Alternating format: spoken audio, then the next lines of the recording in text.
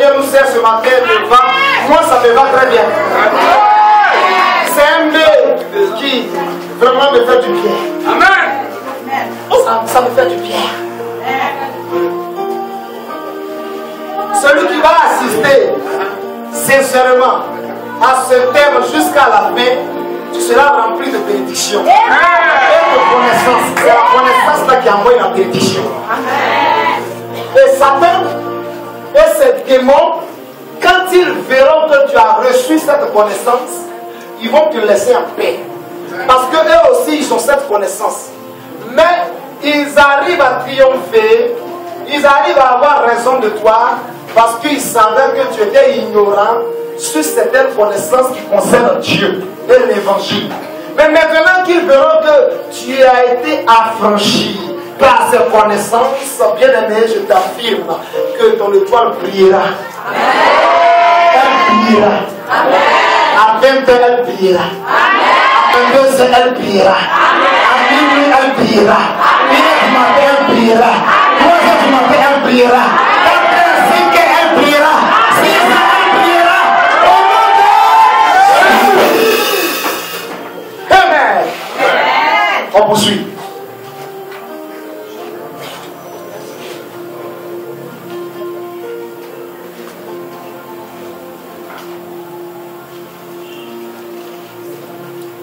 Ce qui nous a mené à danser tout à l'heure, c'est parce qu'elle est porteur d'une bonne nouvelle.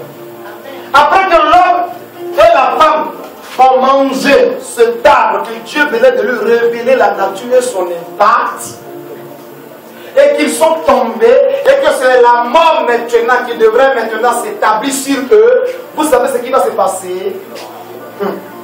Dieu tenait toujours à ce dessein pour lequel il a créé l'homme à son image et à sa ressemblance pour que lui représente sur la terre.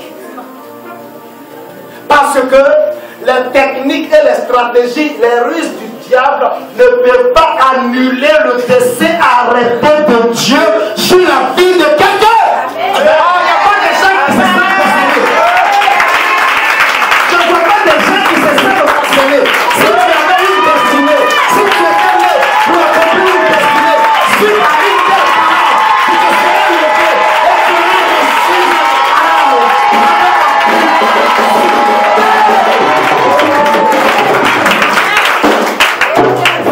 je répète à toi qui est debout.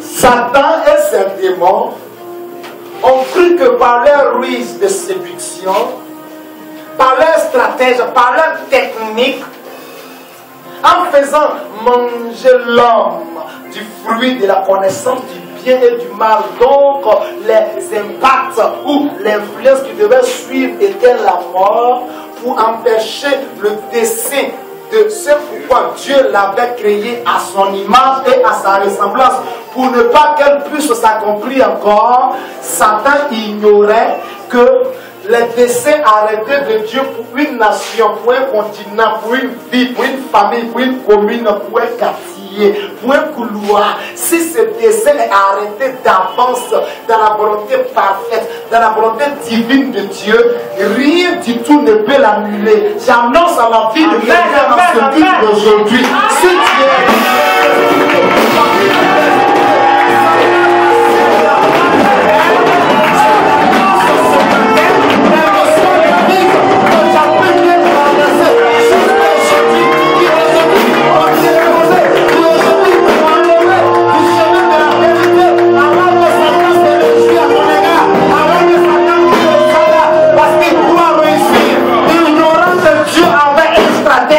ignorant que les desseins arrêtés de Dieu ne pouvaient pas être annulés ni par Satan, ni par un président, ni par un roi, ni par un démon.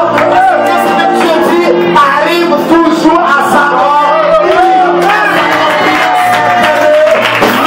Peu importe les circonstances, Dieu agit au nom de Jésus, le Seigneur.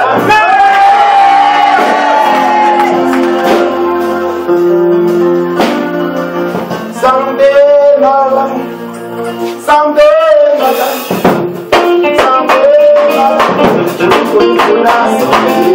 Chantez comme ça. Porte de Jésus, c'est une bonne nouvelle pour toi aujourd'hui.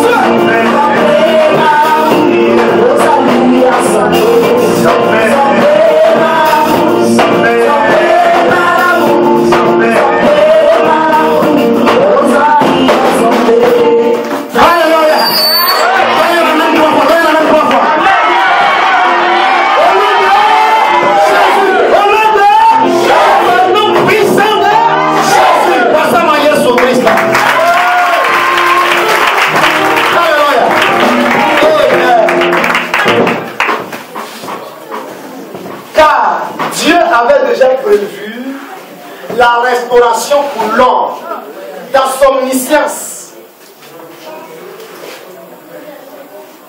Satan n'est pas omniscient. C'est pourquoi il n'est pas sage. Il est intelligent, mais il n'est pas sage. Amen. La sagesse vient de l'omniscience. La sagesse et puis l'intelligence, ce n'est pas la même chose. Ce sont des talents différents. Ce sont des potentiels différents. Celui qui est sage est au-dessus de celui qui est intelligent. Combien de personnes ont étudié, et même ils ont enseigné, même des présidents actuels, mais qui brûlent le feu du colon.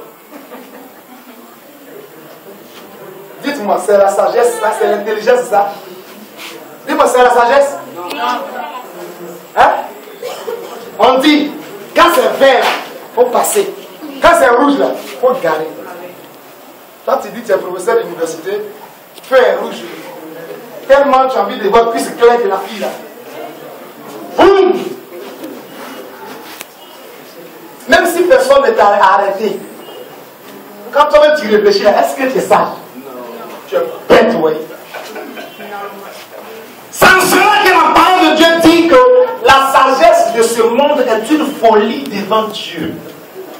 La sagesse, l'intelligence de ce monde, c'est être bête devant Dieu. Mais la sagesse qui vient d'en haut, est une folie aussi pour le monde. Amen. Parce que dans la sagesse de ce monde, tant que tu n'as pas bac plus 5, plus 4, quand l'ENA se présente, il ne peut pas te présenter comme candidature de voie supérieure, de cycle supérieur. C'est pas ça. Faut ouvert. Aïe. On regarde ton CV, on voit troisième. Troisième, c'est moyen. Cycle moyen. Hein? Ah, donc voilà, c'est cycle demi-moyen. Amen. Cycle demi-moyen. Donc, pour les humains, il faut avoir au moins bac plus 4. Là, tu peux présenter qualité supérieure. Amen. Mais dans la sagesse qui vient de Dieu, tu peux ne pas avoir percé bien, mais savoir faire les choses plus que celui qui allait à l'école. Amen. C'est Amen pas. Et quand Dieu bénit quelqu'un, Dieu lui donne tout. Et regarde un peu Joseph sur Potiphar. Les Égyptiens sont cultivés. Ils ont la connaissance. Ils ont la science. Joseph, où il a quitté, il vient d'une famille. Parce qu'en ce temps, ce n'était pas encore une nation. C'était encore la famille de Jacob composée de 70 personnes. Mais aucune personne parmi eux n'avait accès à une école. Tu m'entends? C'est comme nos parents au campement. Mais cet enfant, parce que la bénédiction que Dieu lui avait donnée devrait apporter la fécondité, l'assujettissement, le remplissement de la terre, il avait en lui, en dehors de la bénédiction, le savoir-faire. Amen. Et son savoir-faire, sa sagesse a pu être reconnue aux yeux de tous les Égyptiens. Votre premier ministre, est-ce que CEP passer beaucoup de premier ministre? Joseph n'est pas arrivé à CEP. Comment il a fait qu'il est devenu premier ministre en Égypte? Ça, je vous parle. C'est ça qui est la sagesse de Dieu. Parce que les intellectuels qui étaient les notables du roi Pharaon en ce temps, bien aimés, ils étaient dotés de même des pouvoirs astrales de A plus B est égal à CB. Amen. Le verrier est ça. Joseph est venu, il dit mon roi, tu as eu 2 rêves, c'est pas un. Un là, tout le monde est devenu mince. Deuxième là, tout le monde a grossi. Manger était beaucoup, et puis il n'a pas mangé. Donc, trouve quelqu'un qui va être aussi sage. Hein? Pour que lorsque le temps de beaucoup va venir là, on n'a qu'à garder un peu à part. Faut pas on va toucher. Il n'a qu'à pleurer, il n'a qu'à danser. Faut rien donner. Pour que quand les 7 années de la disette va arriver là, on puisse prendre ce qu'on a épargné là pour faire quoi? Pour nourrir. Roi, je t'apprends que tout le monde sur la terre, parce que ce que tu as vu là, c'est pas pour l'Égypte seulement, hein. Sur la planète Terre, il y aura la famine sur toute la terre. Et comme celui que tu vas prendre comme sage va épargner, toute la terre va venir payer, tu seras très riche, tu seras l'homme le numéro 1 sur la terre. Pharaon regarde ces intellectuels qui sont autour de lui. Il regarde tout le monde et puis il dit, mais dis donc, toi petit là, qui d'autre on peut trouver pour faire ça? Mais c'est toi-même! Voilà, il est devenu premier ministre. Il a pris les armes comme en 2002, à Boaké pour que son nom devienne premier ministre.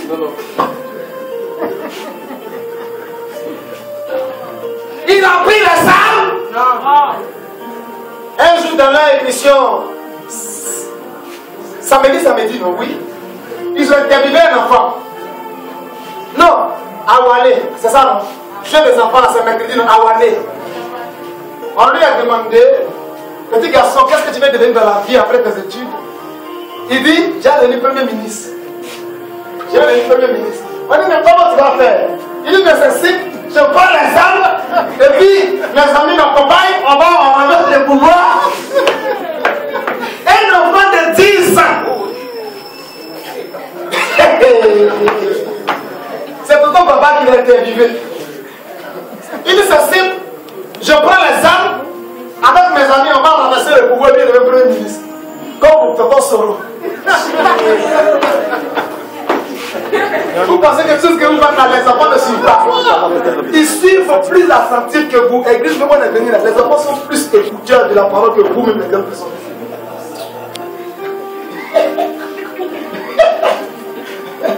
Ça fait simple que ça vient. Ça ne va pas quelque part. Il est là, premier ministre. Attention, il est toujours premier ministre de Babou. Alléluia.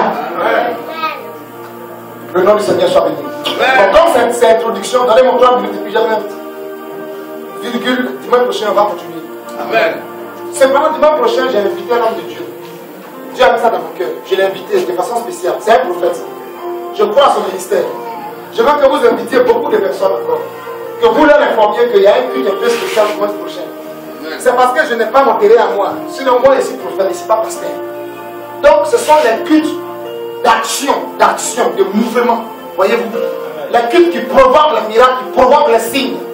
C'est ça. Sinon, comme ça là, ça tue mon onction.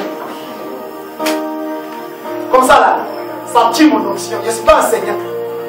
Je suis prophète. Je suis censé prophétiser, guérir, délivrer, chasser les démons. C'est mon travail là qui est là.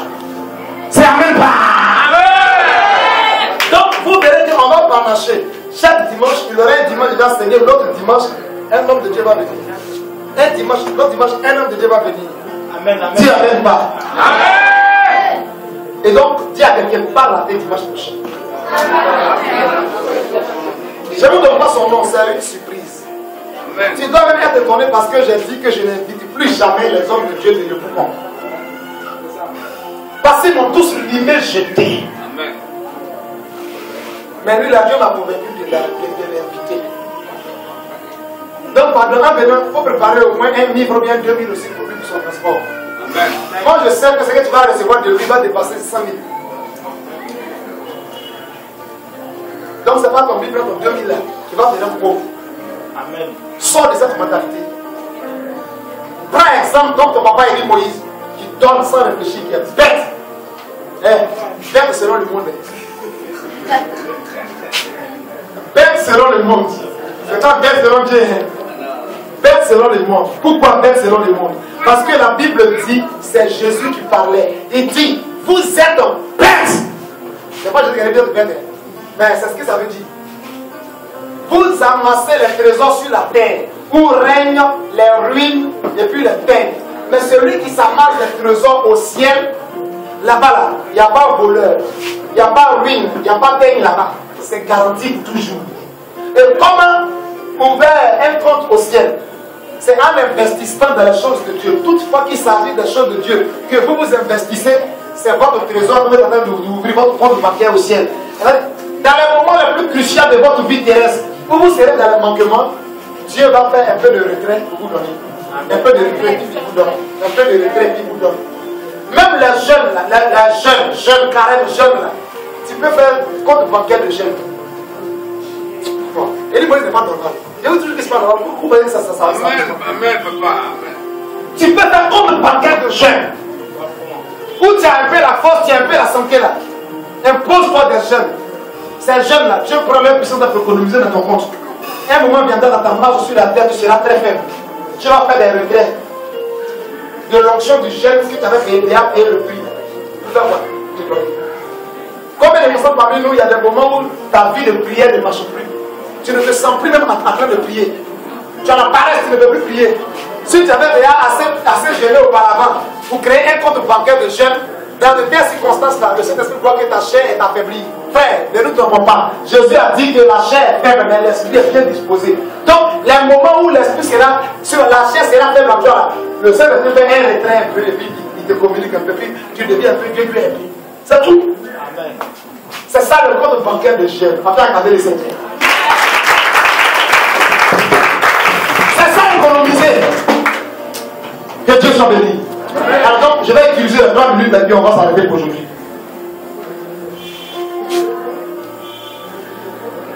Car personne ne peut arrêter le dessein de Dieu. Et alors, Dieu va tout faire pour que l'homme,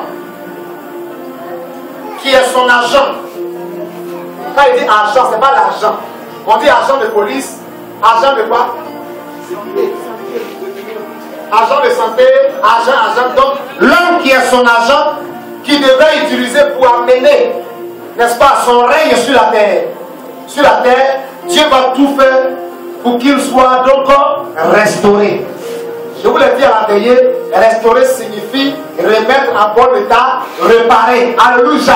Amen. Donc Dieu va réparer l'homme, Dieu va remettre l'homme à son bon état qu'il avait créé auparavant. Étape 10. Certainement, c'est là où on va s'arrêter, on va arriver à l'étape 11. Alors, pour ça, Dieu lui-même va envoyer la mort pour la première fois dans le jardin. Personne ne connaissait la mort. Aucun animal ne pouvait mourir. Ils étaient comme Adam. il n'y avait pas de mort dans le jardin. Puisque aucun animal n'avait mangé le fruit de la connaissance du bien et du mal. Parce que c'est en ayant accès à ça que la mort peut venir. Mais eux, ils n'avaient pas encore mangé. Et tous étaient neutres là. Dis Amen. Amen. Alors, aucun animal ne pouvait mourir. Puisqu'ils n'avaient pas mangé. Mais dès que Adam et Ève ont mangé, ils ont amené le régime de la mort dans le jardin. Alors, la loi du péché et de la mort a fait son entrée sur la terre. Dès que Adam et Ève ont mangé, ils ont envoyé le régime de la mort dans le jardin. Pour la première fois sur la terre, la mort va exister. Sinon, auparavant, il n'y avait pas de mort. Parce qu'ils étaient tous neutres. Le saint, le mal ne fait pas encore entrer. Dis Amen. Amen. La polygamie n'est pas seulement chez les humains. Même dans le monde des animaux, il y a aussi la polygamie. Il y a aussi le lesbianisme. Il y a tout ça là-bas. Comment tu peux regarder un gros cabri monter sur lui-même sa propre fille, petit comme ça là, il est déçu, il fait quoi? Pourquoi c'est pas quelqu'un d'autre de dehors qui doit marier et puis c'est lui-même, comme les Libanais le font? Et, faut pas me condamner, c'est la vérité. C'est pas péché ça. C'est pas péché. Quand le mal est rentré, toute la terre a été injectée du mal. Donc elle touche les pensées, c'est le mal. Le mal. Comment arriver à faire le mal? Dis Amen pas. Je vais avancer. Amen. Mais dès que Adam et Ève ont mangé, ils ont amené le régime de la mort. Alors la loi du péché et de la mort est entrée dans le jardin. Dieu a été obligé lui-même de faire tuer un agneau, un animal neutre, sain, qui n'avait même pas péché. Adam a vu cela et Dieu a pris la peau de l'animal pour couvrir la nudité de Adam et Ève. Alors la question est de savoir, c'est maintenant qu'on est rentré dans le sang. La question est de savoir, c'est là qu'on va s'arrêter pour aujourd'hui. Pourquoi Dieu a-t-il fait ça? Dis quoi? Pourquoi Dieu s'est senti obligé de tuer l'animal et de prendre la peau de l'animal pour couvrir la nudité de la femme et de l'homme et d'utiliser le sang de cet animal-là pour apaiser lui sa colère? Parce que le sang couvrait aussi le péché qu'il venait de commettre. Est-ce que je me fais comprendre? Amen. Donc si vous comprenez, c'est maintenant qu'on rentre un peu dans le vif du sujet. Mais comme il est un chez nous ici, on va s'arrêter là. Amen. Cependant, je veux que tu m'en prennes 5 minutes encore. Dis, faut prendre. Tu peux pas où je m'en.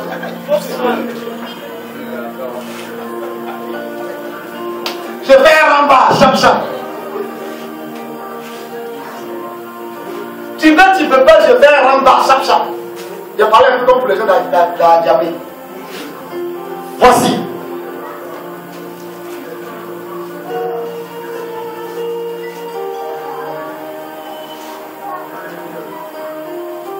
C'est la raison pour laquelle le même Dieu a dit, sans effusion de sang, il n'y a pas de pardon de péché.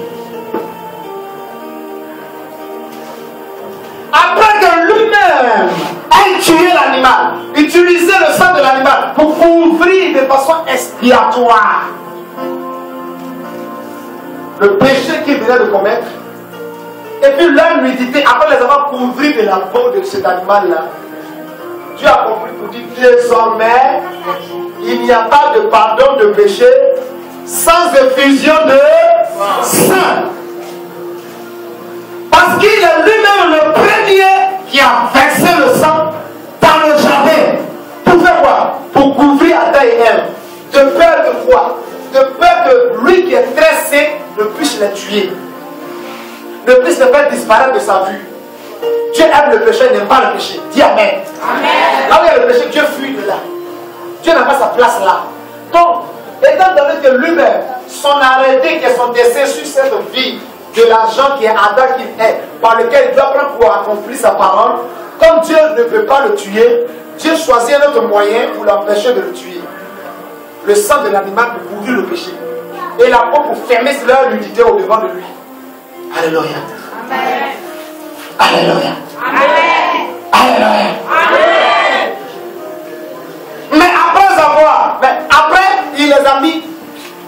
Après avoir couvert Adam et Ève, il les a chassés, il les a mis hors du jardin.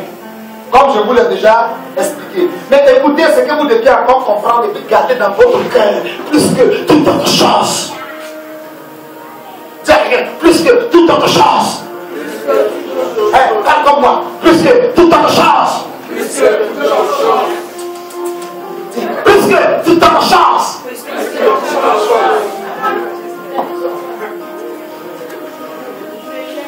C'est la suivante. Le péché ne brise pas notre communion avec Dieu. Le péché brise notre... Sinon, je reprends, excusez-moi. Le péché ne brise pas notre relation avec Dieu, mais le péché, quand elle naît, elle brise notre communion avec Dieu. Communion, c'est quoi? Parler ensemble. C'est pas ça? Relation, c'est quoi? Ah, imaginez-vous, on dit deux personnes sont en relation. Voyez ça dans votre esprit. Je vous ai donné les idées et les pensées. Amen. Bon, voyez deux amoureux en relation. Et puis regardez maintenant que dans la relation, la communication ne passe plus. Vous voyez bien les âmes. Ah, le gars là même là, ça fait 3 mois il ne m'appelle pas. Qu'est-ce qui se passe? Il veut zaïr si mon bien. Je ne comprends pas, prophète. Non, c'est pas normal. D'habitude, il peut m'appeler 5 fois, 6 fois, 30 fois même dans la journée. Ça fait 3 mois.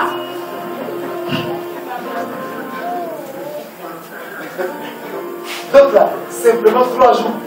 Ça fait 3 jours. Non, je ne vais pas supporter ça. Ah oh.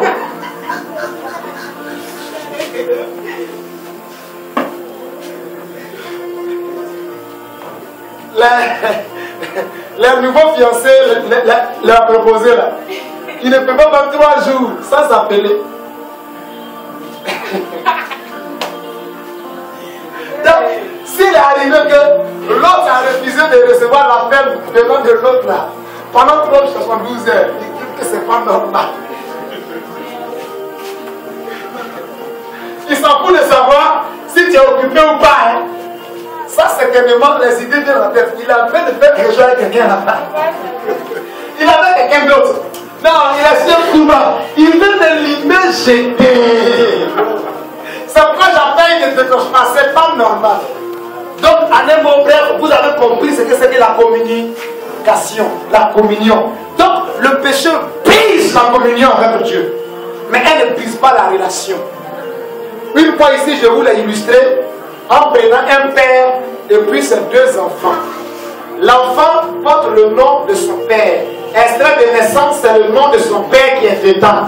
L'enfant est allé commettre des erreurs, des dégâts, des gaps au dehors. Le père a pris la nouvelle, ça a attristé le père. Et l'enfant a honte de revenir vers son père pour communier avec lui ou pour se confesser. L'enfant s'éloigne, l'enfant met distancia, l'enfant évite de son père. Même si l'enfant a besoin de quelque chose de la part de son père, l'enfant passe par son frère, bien par sa soeur, va dire au vieux père, c'est pourquoi lui-même il dit, il dit va. C'est parce que quelque chose ne va pas. Dieu soit béni. Je vous aime. Vous comprenez vite la parole de Dieu. Attendez, je viens pour vous.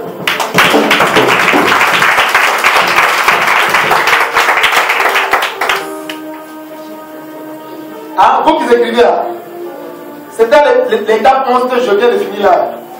Il y a 5 minutes, il reste 3 dedans. Parce que je vais m'arrêter sur Caïn et Abel aujourd'hui.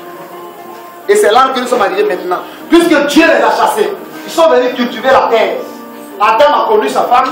Ils ont eu premier enfant, il s'appelle Caïn. Deuxième enfant, il s'appelle Abel. Les deux vont enseigné à leurs enfants que sans effusion du sang, on ne peut pas s'approcher de Dieu, on ne peut pas rentrer dans la présence de Dieu. Car nous étions dans sa présence, mais quand on a commis le péché, il nous a chassés de sa présence. Alléluia. Donc, comprenez, mes enfants, comprenez que sans effusion du sang, il y a quoi? Il n'y a pas de pardon. Il y a quoi? Les deux enfants vont grandir. Les deux enfants vont avoir des métiers différents. Un va être agriculteur, il s'appelle quoi? Caïn, le fils aîné. Deuxième, il va être éleveur. Il s'appelle quoi? Abel.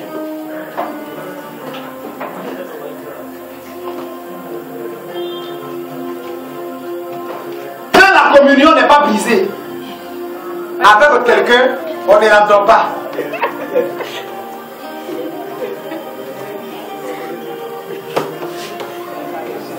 Dites-moi, c'est ce que je dis là, c'est faux, dites-moi.